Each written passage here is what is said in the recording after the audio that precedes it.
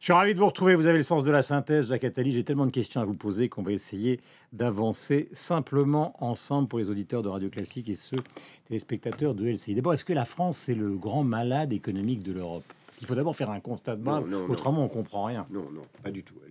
Elle est malade comme tout le monde. Les États-Unis vont très mal, contrairement à ce que l'idéologie générale laisse croire. Il suffit d'écouter Madame Yellen, présidente de la Banque centrale, pour voir qu'elle elle-même dit que la situation américaine est catastrophique, que le chômage n'est pas à 6%, mais plus près de 17%. Et à cause de quoi? Parce que les gens se déclarent plus. Parce que les gens renoncent à aller en effet s'inscrire, parce que ça fait trop longtemps qu'ils cherchent un emploi, ils en sont désespérés. Et au fond, profondément, c'est la situation de l'Occident qui est catastrophique, puisque depuis à peu près 1980, la croissance, 1980, j'ai bien dit 80, la croissance n'est dopée que par la dette et par la planche à billets. Par l'éternelle conversation française dans les dîners, dans les meetings, qui consiste à dire que rien ne va bien en France et tout va bien à l'étranger. C'est faux. Non, mais c'est très important tout ça. Il suffit de regarder les chiffres aux États-Unis. Non, mais les États-Unis, c'est pas l'Europe. Si on regarde l'Europe maintenant, tout le monde parle par exemple de l'Angleterre avec un chômage à 6%, mais on est au-dessus de 10. Oui, ils ont inventé une solution extraordinaire. Ils donnent un contrat de travail avec 0 heure de travail. Les gens qui ont un contrat de travail avec 0 heure ne sont pas comptés comme chômeurs. Et c'est pas ce que veut le patronat finalement, qui était réuni au MEDEF et qui applaudissait. Mais en parlant de la Grande-Bretagne, c'est un pays dont l'essentiel de la soi-disant croissance, qui n'est qu'un rattrapage du retard, parce qu'ils n'ont même pas encore rattrapé leur niveau d'avant-crise, se trouve à Londres et dans la City. Vous avez dans tout le nord de l'Angleterre, et pas seulement en Écosse, des tas de gens qui sont au chômage depuis 3 générations. Faut voir ce que c'est que la Grande-Bretagne aujourd'hui. Quant à l'Allemagne, quand nous vante autant, l'Allemagne va très mal. Sa démographie est catastrophique. Donc nous sommes en bonne santé, quoi. Non, on n'est pas plus mal que les autres. Le taux de rémunération horaire tourne entre 5 et 6 euros de l'heure. Quel Français accepterait de travailler pour ce genre Donc on est quoi? On est dans l'autoflagellation? On est... Ou c'est dans la bataille politique avec une bourgeoisie française qui rêve de vivre à Londres, de s'installer à New York, et qui finalement décrit un gouvernement qui ne lui va pas, celui de la gauche. Il y a de ça aussi. Les médias n'y sont pas pour rien non plus. Il y a ça aussi. C'est pas plus mal d'être exigeant à l'égard de soi-même. Le mieux serait d'être exigeant à l'égard de soi-même et de proposer des réformes. La droite n'en a pas fait et n'en propose pas aujourd'hui, ce qui est quand même très frappant. La droite... il faut qu'ils se déclarent. Il faut qu'ils aient un programme. Il faut d'abord qu'ils disent premièrement pourquoi ils n'ont pas fait ce qu'ils disent qu'il faudrait faire. Ça, ils le feront pas, puisque ça a été le débat sur finalement, comment peut-on dire, la présidence Sarkozy. Nicolas Sarkozy ne le souhaitait pas vraiment. Oui, mais ça c'est tragique pour l'avenir, parce que c'est ce que fait Fillon quand même de son point de vue. Fillon, non, d'abord parce que Fillon. Son programme, c'est la réponse à la rupture qui n'a pas eu lieu. Donc peut-être en oubliant qu'il était Premier ministre pendant 5 ans. C'est très bien. Aujourd'hui, moi j'attends le programme de la droite. Maintenant, ceci est une parenthèse. Le plus important, c'est évidemment le programme de la gauche, puisqu'il se trouve qu'accessoirement, c'est elle qui est aux affaires aujourd'hui. Et ce pays, aujourd'hui, a toutes les chances d'être la première puissance d'Europe dans les 10 ans qui viennent. Toutes les chances. Si elle fait les réformes, enfin. Mais là, pourquoi François Hollande l'a-t-il? Parce que là, c'est l'avantage de ne pas recevoir un politique au sens strict ce matin, c'est de pouvoir réfléchir. Nous sommes en fin de semaine. Pourquoi François Hollande, au fond, se dote d'une équipe qui fait un peu hurler le Parti socialiste, mais qui est fondamentalement son arrière-pensée idéologique depuis des années, puisqu'il a été proche de Jacques Delors. Alors pourquoi avoir attendu 2 ans? Pourquoi avoir bramé des choses invraisemblables pendant la campagne électorale? Parce que c'est quand même ça qui paye aujourd'hui. D'abord, le système politique français a été totalement vicié par les primaires et le mandat à 5 ans. Les primaires ont fait que les candidats doivent arriver à tout prix son programme au dernier moment, sorti du bois pour se faire élire. Et on ne peut pas reprocher à François Hollande de ne pas appliquer des réformes qui n'étaient pas dans son programme. Il avait un programme, il l'a appliqué pratiquement entièrement. Mais le débat, la campagne électorale a été un désastre puisqu'on a parlé de rien de sérieux. Je m'étais permis de faire un livre que j'avais appelé Candidat répondez, où j'avais posé toute une série de questions auxquelles ils se sont pressés tous de ne pas répondre. Et la France... Ça, c'est le système français. Non, c'est le système. Ce n'est pas le système avant. Quand il y avait un mandat à 7 ans et que le président avait vraiment de la hauteur, quand il y avait un chef de l'opposition qui était chef de l'opposition durablement, comme d'ailleurs en Grande-Bretagne, où le parti battu élit son chef juste après la défaite, pour qu'il ait 5 ans pour faire un programme. Aujourd'hui, on est dans le néant et on est même dans une situation surréaliste où l'opposition ne veut pas gouverner. Mais Jacques Attali, pourquoi s'est-il prêté à ce jeu d'hypocrite? Pour des raisons d'élection? Non. Premièrement, il a tenu son programme. Deuxièmement, il a cru, de bonne foi, je pense, que l'économie mondiale sortirait de la crise, que c'était un cycle classique et qu'il suffisait d'attendre et que voilà, il s'est trompé comme tous ceux qui avec lui ont pensé cela. Moi, ça fait des années que je dis que c'est pas ça qu'il faut faire et qu'il faut avoir le courage de réformer ce pays.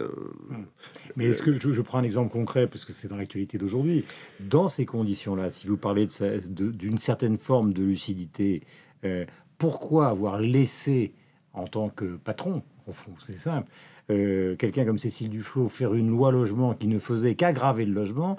Pourquoi faire des lois sur la formation professionnelle qui ne servent à rien, alors que quand même c'est lui le taulier? Il avait qu'à leur dire stop, plutôt que de redéfaire tout 3 mois ou 6 mois ou 2 ans après.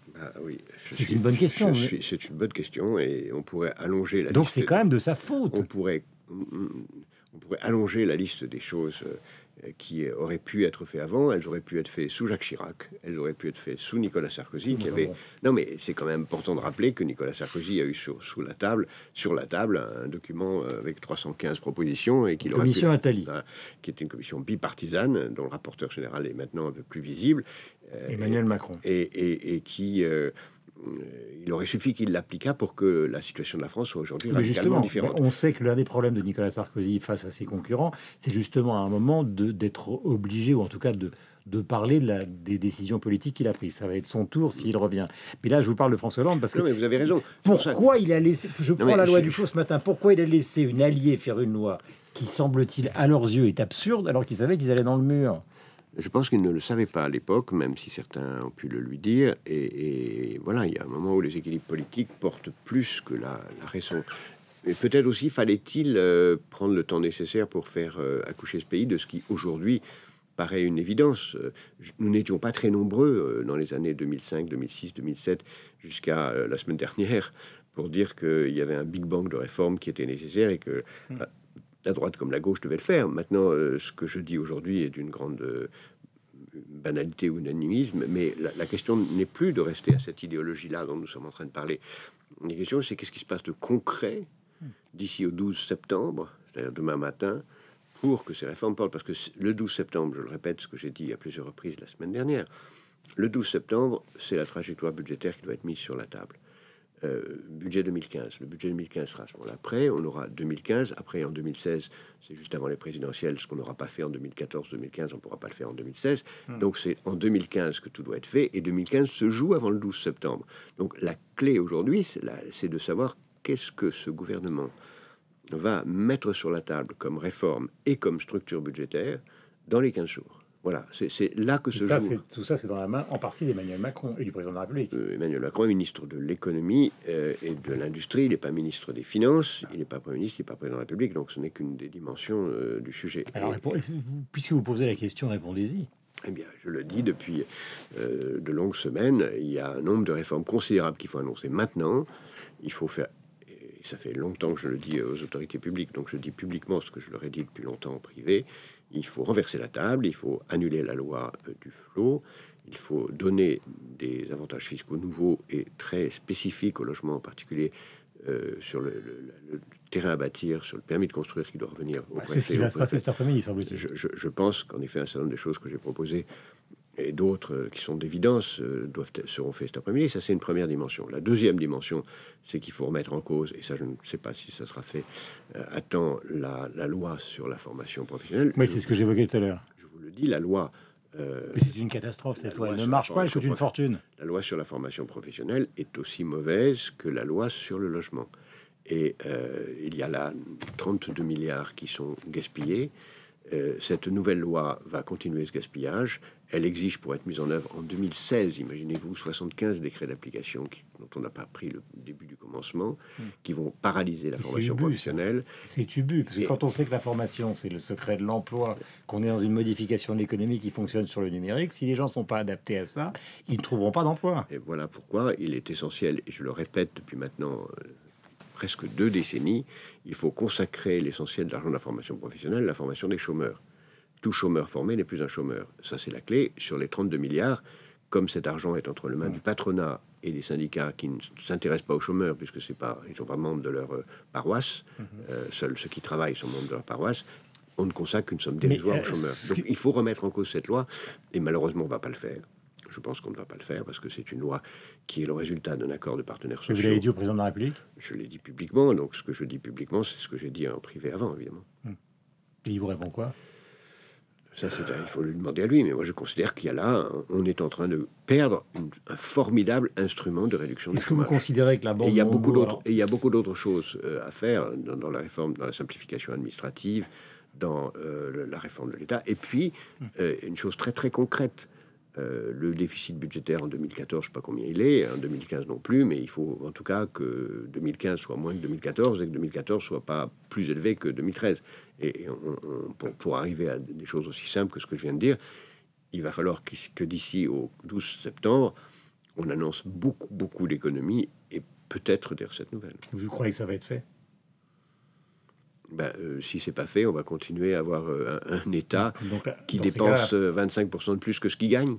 25%, parce qu'on parle de 3 ou 4% de PIB, c'est complètement absurde de parler en pourcentage du PIB. Il faut parler en pourcentage des recettes. Or, les dépenses publiques sont 27% supérieures aux recettes. Imaginez une entreprise. Faisons un soupçon de politique à gauche, puisque tout à l'heure on évoquait justement, et vous l'avez évoqué vous-même, la situation programmatique de la droite. Est-ce que vous considérez que Montebourg, Duflot, Mélenchon, les frondeurs, enfin cette partie de la gauche qui a aidé François Hollande à arriver au pouvoir, qu'est-ce qu'ils font là? Ils contestent François Hollande. Je vais jusqu'au bout de la question, vous allez répondre. Ils contestent François Hollande et ils feront comme Chevènement a fait perdre Lionel Jospin, c'est-à-dire qu'ils vont instruire le procès de la gauche jusqu'à la fin, ou est-ce qu'ils vont sortir de l'histoire? C'est pas le sujet. Honnêtement, c'est pas le sujet. Je veux pas répondre. Gentil, mais c'est la question. Non, mais c'est la question, mais c'est pas le sujet. Le sujet d'aujourd'hui, c'est pas de savoir ce que vont faire ces gens-là. Non, c'est de savoir ce que le gouvernement va proposer au Parlement. Mais ça, je suis d'accord avec vous. C'est ce qui va se passer à La Rochelle. C'est ça le sujet. Mais La Rochelle, la question, c'est qu'est-ce que le Premier ministre va leur dire en termes de propositions programmatiques concrètes. Après, de savoir si François Hollande est réélu président de la République, c'est pas le sujet. Le sujet, c'est de savoir si dans les 2 ans et demi qui lui restent, et plus encore, puisqu'il a plus de 2 ans et demi, s'il va sauver la France. Je pense qu'accessoirement, s'il devient impopulaire pour des bonnes raisons, il sera réélu. Je pense que s'il reste impopulaire pour de mauvaises raisons, il ne sera pas réélu. Donc, il a tout intérêt, et ça c'est accessoire, à trouver de bonnes raisons d'être impopulaire, c'est-à-dire de réformer et de créer les conditions. La dernière question est donc la suivante. Est-ce que vous considérez que, quel que soit le contexte politique qu'on vient de définir ensemble, finalement, maintenant il a une équipe de fidèles, parce qu'ils sont tous proches de lui, extrêmement proches de lui, est-ce que vous avez l'impression que son intention, c'est vraiment de faire ce qu'il a l'intention de faire, de ne plus attendre, d'aller jusqu'au bout, quel que soit? Je ne suis pas son porte-parole. Non, mais je vous pense, le sentiment que vous avez. Je citerai ce proverbe arabe qui dit il faut conduire un menteur jusqu'à sa porte. Et la porte, on la verra le 12 septembre. C'est la date. Oui. C'est très proche. Hein. C'est très proche. C'est dans 2 semaines. C'est dans 2 semaines. Donc en fait, le sort de la France se joue dans 2 semaines. Il se joue tous les jours. Et si on rate cette étape, la France est si riche qu'elle coule lentement et qu'elle survivra encore 10 ans sans que ça se voit trop. Mais on a une fenêtre de tir assez précise maintenant.